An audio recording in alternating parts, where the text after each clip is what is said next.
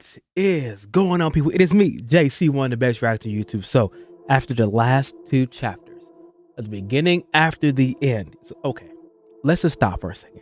Arthur, second form against Lucas. I was hoping for a mid-diff fight. I expected a low-diff fight. But in the end, we got a no difficulty. Barely even tried. Lucas got destroyed, annihilated. It was ridiculous. It was good to see, but oh my god. So the power scaler inside of me had to ask the question, how strong is Arthur? Because we don't know. But Turtle Me has done it to us again, because in the light novel, thanks to my comment section for giving this answer, in the light novel, chapter 75, this is right after Tessia's beast will goes out of control. She gets the elixir pearl. Arthur finally gives the hint about how strong he is. Let's read. How strong are they? After a bit of thought, I started off with a simple question. He let a slow, elongated breath. Brad, let me start by asking you this. How strong do you imagine a white core mage to be? Our brows furrowed as we began to calculating how many mages it would take to hold down a single white core mage. So it took roughly around 20 solid yellow core mages to hold a single silver core mage. Would it take less silver core mages than that to beat a white core mage? Or was the power level increase exponential? I'm not really sure, Gramps, I finally said, defeated. To make it easier for you, we'll use myself as a figure of measurement. I don't ever recall explicitly telling you this, but I'm a mid-silver core mage. It would take roughly around 10 of me to keep one mid-white core mage at bay, and that's being optimistic. Grandpa Varian let out a chortle. 10 of you, I muttered under my breath. Now Cynthia's a high silver.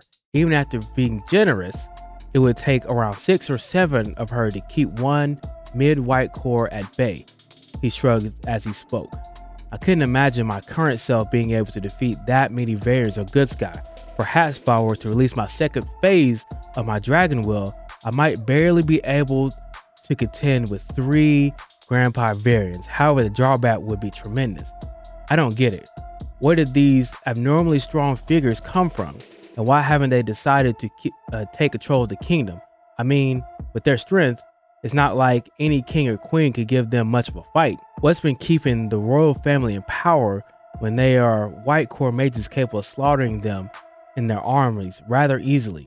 I asked, trying to make sense of the world government system. You have an excellent point. You're right.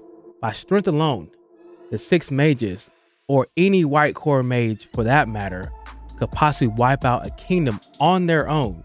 He glanced over at Tess to make sure she was still sleeping.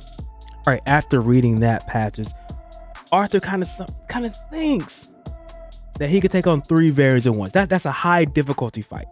I'm pretty sure that if he could take on 3 variants, he might be a little bit below the level of Good Sky. I don't think he can take on a Good Sky. So therefore, when it comes to Lucas, who's at a yellow stage core mage before he got a little power up, he's probably at the bottom of silver.